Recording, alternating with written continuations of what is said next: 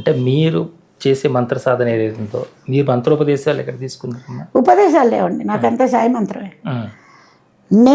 నేనుగా గణపతి శీర్షంలో ఉన్న పవర్ నాకు తెలుసు, అది నేర్చుకున్నాను. ఆ తర్వాత స్వామివారిని అడిగేదాన్ని, స్వామి నువ్వు ఉంజల్ సేవ చేయటం మాకు ఉత్సవృత ప్రాణ ప్రవేశం అయింది కదా, ఉంజల్ సేవ చేస్తున్న వేద పురుషుడు నువ్వు, ఇక్కడ గొలుసుల మధ్య 4 వేదాలు నేను చదవటం ఏంటి, నువ్వు వేదాలు చదువుతుంటే నువ్వు వాళ్ళ మధ్య నడిచి వస్తూ ఉంటే నాకు చూడాలని ఉందనంటే 75th బర్త్డే నుంచి రోజు వేదపట్నం మొదలు పెట్టారు కదా. ఆ పిచ్చితోటి ఇప్పుడు అందరికీ, మా ఊళ్ళో కూడా నా పిచ్చితోటి అందరికీ రుద్రం ఎక్కువైంది. మా ఇంట్లో రుద్రం చేసాము 91st బర్త్డేకి. అదేంటంటే పార్థివ శివలింగ పూజ, ఏకాదశి రుద్రాభిషేకం, మధ్యలో భజనలు, ఎవరికి ఆకలేలా. ఆ ఎనర్జీకి ఇంకా మా ప్రీస్ట్ మాకు దొరకలే, ఇంకా అందరూ ఇంకా రుద్ర పాట నేర్చుకోవడం, దానికి తోటి అమ్మగారు వచ్చి మా ఇంట్లో రుద్రం చేసి శివలింగం కనిపించడం, ఇటువంటివన్నీ రుద్రం మాకు అలవాటైపోయింది అక్కడ.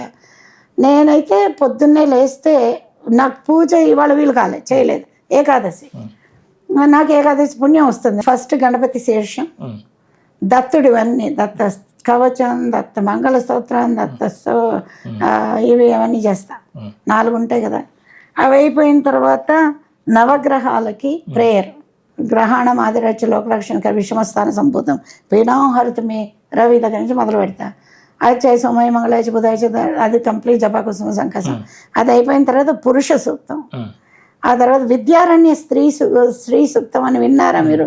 ఈ జపమాల పట్టుకొని బీజాక్షరాలు ఫార్వర్డ్ అండ్ బ్యాక్వర్డ్ తీసుకెళ్ళి చేసి, అది అయిపోయిన తర్వాత లక్ష్మీ అష్టోత్తరం, అది అయిపోయిన తర్వాత లఘున్యాసం, రుద్రం, వీలుంటే ముందు రుద్రం అన్ని పూజకు అరేంజ్ చేసుకుంటూ చేస్తా, లేకపోతే లఘున్యాసం, రుద్రం, లలితా సహస్రనామం, విష్ణు సహస్రనామం, దేవి ఖడ్గమాల అయిపోయిన తర్వాత సుబ్రహ్మణ్యం, మా నాన్నగారికి ఇలా వెలుపు, ఆయన మన బ్యాక్కి సపోర్ట్, మా ఆయనకి ఆయనది షిరిడి సాయి సత్యసాయి అష్టోత్తరం. అప్పటికి నా పూజ అవుతుంది. ఇవి చేసుకుంటూ మంత్రాల్లోకి నా వంటలు వెళ్తాయి, వంటల్లోకి మంత్రాలు వెళ్తాయి. ఆ స్వామికి అది ఆఫర్ చేసిన తర్వాతే మా ఆయనకి నేను ప్రసాదం తింటాం. ఎంతసేపు పడుతుందమ్మా ఇన్ని చేయడానికి? నేను 10ంటికి కూర్చోగలిగితే బాగుంటుంది. క్యాన్సర్ వచ్చి తగ్గిన తర్వాత కొంచెం ఇది అధ్వాన పూజ అయింది. ఇది వరకు అయితే 8:30 కూర్చొని 10:30కి అయిపోయేది. ఇప్పుడు 10:30 కూర్చొని 12:30, 1 గంట, 11ంటికి కూర్చుంటే 1:30. స్వామివారితో ఇంతగా అటాచ్ అయింది మీరు, మరి మాతా కరుణామయ్య గారితో మీరు ఎట్లా, మీకు సత్సంగం ఏర్పడింది మీకు వారితో?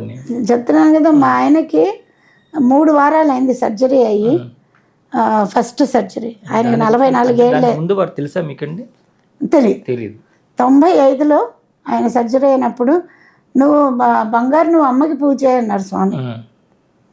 అమ్మ అంటే ఎవరు అని చెప్పి మేము అమృతానందం అయ్యి వస్తే ఈయన వేసుకొని వెళ్ళా, కనెక్ట్ అవ్వాలని. కనెక్ట్ అవ్వక మా అంతా నేను సాధన చేసుకుంటుంటే మా చుట్టాల వాళ్ళు ఎవరో పిలిచి ఫ్రెండ్స్, అమ్మ కరుణామయ్యి అని ఆవిడ చాముండేశ్వరి అంశ, మీరు ఒకసారి రారాదా అమ్మ. డల్లాస్లో ఉన్నారు వాళ్ళు, నేను శాన్ అంటోనియో 5 గంటలు.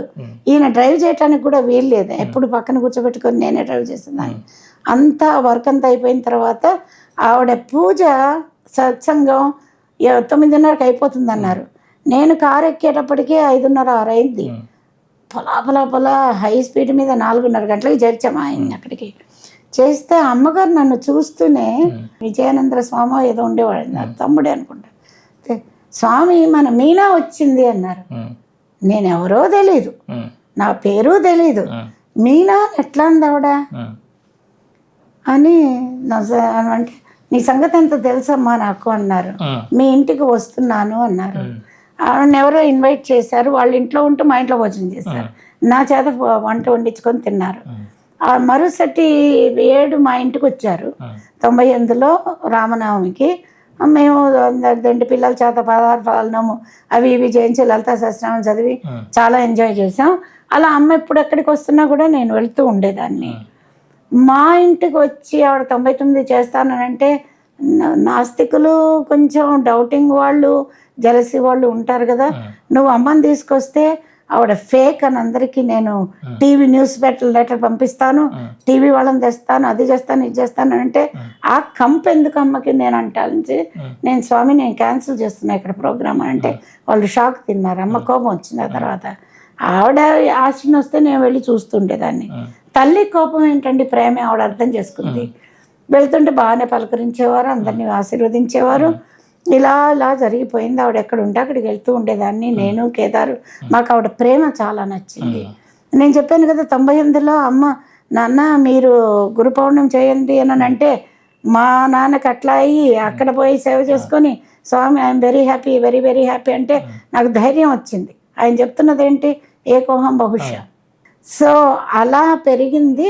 మళ్ళీ 2012లో అమ్మగారు మా ఇంటికి వచ్చారు. నేను లలితా సహస్రనామం పెట్టి 30 మందిని పెట్టాను. మీ ఇంట్లో హోమం చేస్తాను నాన్న అన్నారు.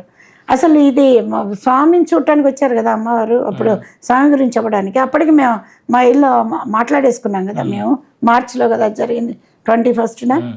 అయితే అమ్మగారిని తీసుకొని వెళ్ళా.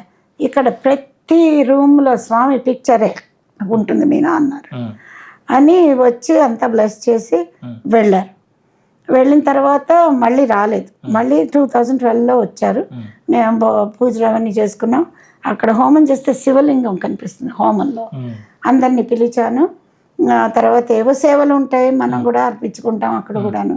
నేనేం చేశాను, అమ్మగారితో తిరగటం మానేసా. ఆవిడ అట్లా అంటే వెళ్తే గురు పౌర్ణమి అంటే రానన్న గురు పౌర్ణమి కంటే నేను రాలేనమ్మా, ఇక్కడ వర్క్ వదిలేసి రాలేను, ఇప్పటికే చాలా ఇది జరుగుతుందని. అయితే అమ్మగారు డివోటీ ద్వారా పంపించారు కబురు. మీనాకి కేదార్కి 2 గంటల వ్యవధి ఉంటే ఆ 2 గంటలు వచ్చి నన్ను చూడమనండి, వాళ్ళ గురించి నాకు దిగులుగా ఉంది అని చెప్పారు అమ్మగారు. అమ్మగారు మా టైము ఆవిడ కోసం భగవంతుడి కోసం భక్తులు ఉండాలి, భక్తుల కోసం భగవంతుడు ఉంటానంటే స్వామి కూడా అలాగే చేశారండి ఒకసారి. అయితే వెళ్ళాను అట్లాంటాలో ప్లేన్. ఆ రోజు ఏమైంది, నాకు ఆకులు పూలు కోస్తుంటే మాల కట్టడానికి లెసరేషన్ వచ్చింది 28 రోజున, పుట్టినరోజు తర్వాత ఏదో. అయితే అప్పటికప్పుడు వెళ్ళి లెన్స్ పెట్టించుకొని 29 ఫ్లైట్ ఎక్కి అట్లాంటాలో దిగితే మమ్మల్ని చూసిన వెంటనే అమ్మగారు తన రూమ్కి తీసుకెళ్లారు. మీ ఇద్దరికీ అనారోగ్యం, దేహ గురించి బాధలు వస్తాయంటే ఆల్రెడీ వచ్చిందమ్మా కనుపోయిందంటే కాదు నాన్న ఇంకా వస్తాయని. 2012 ఇది. అయితే అక్కడి నుంచి వచ్చేసాము. ఆ తర్వాత మర్నాడు కూడా కాల్లో ఉన్నారు. ఆయనకి ఏమైందని అంటే ఎవడో వచ్చి లెక్సస్ కార్ని ఇలా కొట్టేశాడు. ఈయనకేంటి ఇక్కడ ఇక్కడ ఇక్కడ వెన్ను ప్రాబ్లమే. అది ఎలాగనంటే ఇలా కార్ టోటల్ అయిపోయింది. మా ఆయన్ని స్తంభాన్ని వైపు నెట్టేశాడు వాడు. ఆ కారు చూసుకోకుండా. మా ఆయన తప్పలేదు, వాడు రెడ్లో ఇలా లెఫ్ట్ కొడుతున్నాడు, ఈయన ఇటు వెళ్తున్నాడు. అయితే ఆ టైం అప్పుడు ఇంకా నాకు చెప్పలేదు ఈయన, ఇంకా స్పృహ తప్పలేదు, చిన్న స్క్రాచ్ కూడా కాలేదు. నేను తర్వాత అమ్మకి చెప్తే అంది, ఎవరో డివోటీ చెప్తే అంది ఇలా అయింది, పెద్ద యాక్సిడెంట్ కేదార్నాథ్ అంకుల్ కనంటే ఆ కారుకి ఆ స్తంభానికి కేదార్కి మధ్య నేను నిలిచున్నాను ఆ టైం అప్పుడు, లేకపోతే ఏమైపోయేవాడో బిడ్డ అని. అది అమ్మ. ఇంకోటి 98 చెప్పాను కదా, మీనా అక్కడ లేదు నాన్న పుట్టపర్తి వెళ్తుందని. ఈ బ్రుగిటిలో స్వామి దర్శనం ఇచ్చింది ఆవిడ, ఆయన ఇద్దరు ఒకటే. మా నాన్నగారు చావు బతుకుల మధ్య ఉన్నారు, వెళ్ళిపోతున్నారని తెలుసు. ఆ తర్వాత బయటపడ్డది నాకు క్యాన్సర్ వచ్చిందని 2013 మార్చిలో. క్యాన్సర్ సర్జరీ అదంతా ఆ గొడవల్లో ఉండిపోయాం కొన్నాళ్ళు. నేను పూజలు అవన్నీ కూడా కాస్త తక్కువ అయ్యాయి, ఏదో జరిగిపోయింది. అమ్మగారు ఆ టైం అప్పుడు కూడా నా దగ్గరికి వచ్చి అందరి బ్యాడ్ కర్మ నువ్వు తీసుకుంటావు, అందరూ వాళ్ళ కర్మలు అనుభవిస్తుంటే నువ్వు చెయ్యి అడ్డు పెట్టి పోతావు, అందరి కోసం ప్రే చేస్తావు.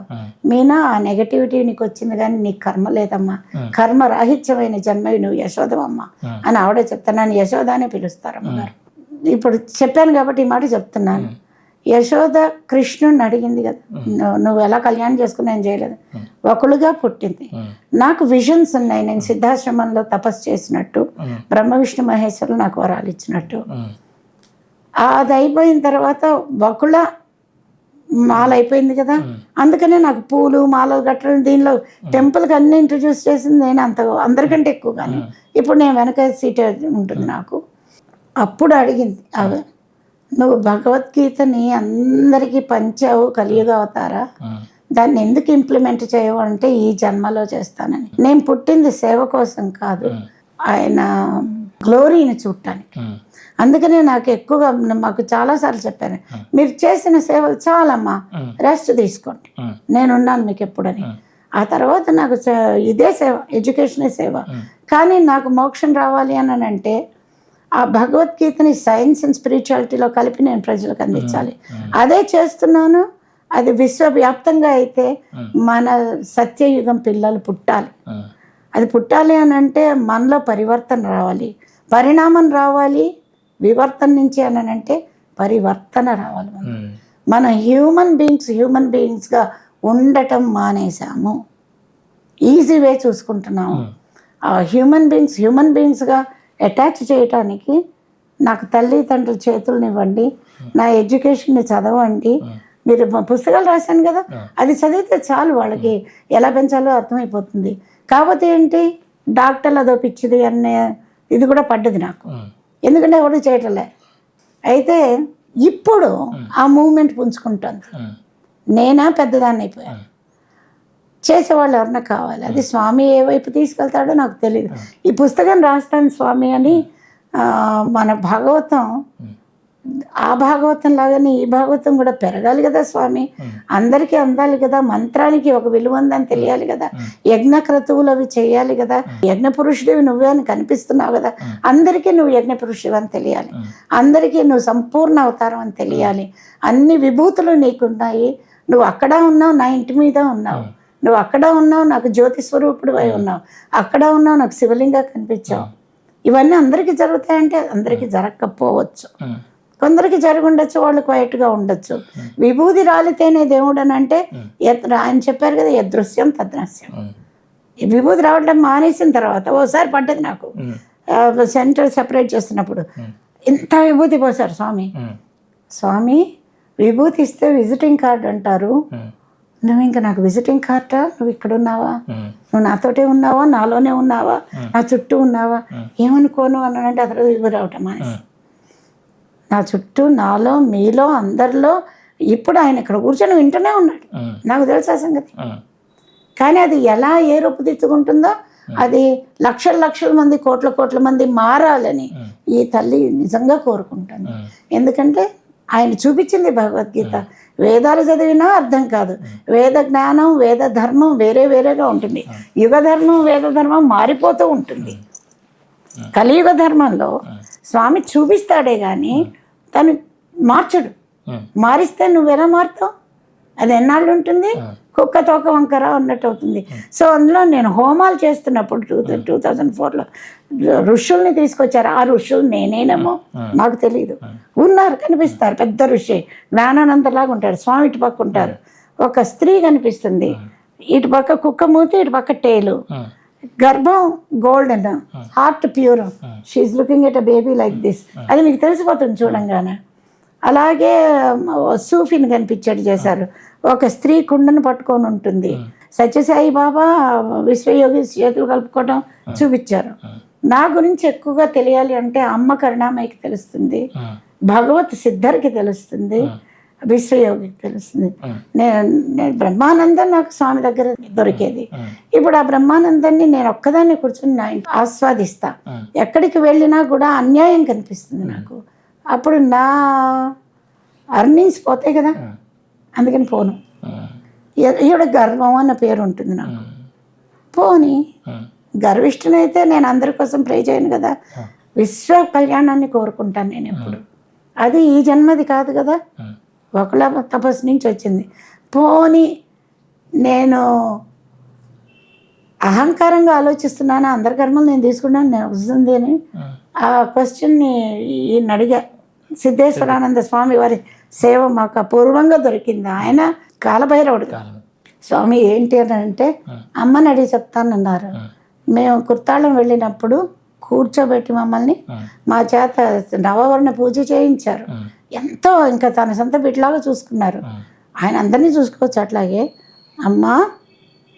అమ్మ ఖాళీ చెప్పింది నాకు, నువ్వు సిద్ధాశ్రమ వాసివే, నువ్వు చాలా యోగ సాధనలు చేశావు, ఒకానొక పేరు నీకు అలకనంద, అలకనంద నదివి నువ్వే, నువ్వు లోక కళ్యాణం కోసం అడుగుతున్నావు అని అందరికీ తెలుసు అని. అది విశ్వయోగ గారికి కూడా తెలుసు. మా ఇంటికి వచ్చారు, మన ఆశీర్వదించారు, మేము చూసుకుంటున్నాగా, నువ్వు ఆరోగ్యం చెడగొట్టుకోగానే బాధపడ్డారు. ఆరోగ్యం ఉంది, ఇది శరీర మాధ్యం కలుధర్మ సాధన. ఈ ఆత్మధర్మం అందరికీ బోధించడమే నా సాధన. అదే ఆర్గనైజేషన్లో దొరుకుతుందా అని అంటే, ఇప్పుడు మీతో నేను మాట్లాడాలంటే నేను ఆర్గనైజేషన్లో ఉంటే అందరి పర్మిషన్లు తీసుకునే మాట్లాడాలి. నేను ఇన్స్టిట్యూట్ ఆఫ్ ఎడ్యుకేర్ నేను లెక్చర్స్ ఇస్తున్నాను అంటే ఎవరి పర్మిషన్ నాకు అక్కర్లే, స్వామి వాళ్ళు అడుగుతున్నారు నేను చేస్తున్నాను. అలాగే ఇప్పుడు ఎకో సెషన్స్ ఒక ప్రిన్సిపల్ ఉన్నాడు, 500 మంది పిల్లలకి ఆయన ఇది ఇన్ఛార్జి ఆల్ ఓవర్ ఇండియా. ఎవరు సైన్ అప్ చేస్తే వాళ్ళకి నేను 2 వారాలకు ఒకసారి ఆన్లైన్ వచ్చి చెప్పేస్తున్నాను. ఇది డాక్టర్లకు కూడా చెప్పచ్చు, కానీ డాక్టర్లు ఆ స్థితిలో ఉన్నారా? మనకి ఒక బాధ్యత ఉంది, సివిక్ బాధ్యత. ఆ బాధ్యత ఏంటంటే డబ్బు తీసుకోవటమే కాదు, తల్లి తండ్రి పిల్లల్ని సరిగ్గా పెంచటం, 3 ఏళ్ల లోపల సరిగ్గా చేయకపోతే మానవత విలువల్ని మనం పెంచలేకపోతున్నాము, ప్రేమని పెంచలేకపోతున్నాము, వైదిక ధర్మంలో పెంచలేకపోతున్నాము. మనం తినే తిండి దగ్గర నుంచి అన్ని ముఖ్యమండి పిల్లలకి. తల్లి పాల దగ్గర నుంచి ఫస్ట్ ఇచ్చే ఫుడ్ మనం సరిగ్గా ఇస్తే డయాబెటీస్ రాదు. ఎందుకంటే వాళ్ళు దేర్ హార్ట్ వైర్డ్ అంటారు అనమాట. మీ వైర్స్ ఎటువంటివో, లోపల బ్రెయిన్ స్వీట్ని కోరుకోదు, ఫ్యాట్ని కోరుకోదు, ఎక్సర్సైజ్ని కోరుకుంటుంది. సో చేయాలి, అష్టాంగ యోగ సాధన చేయాలి,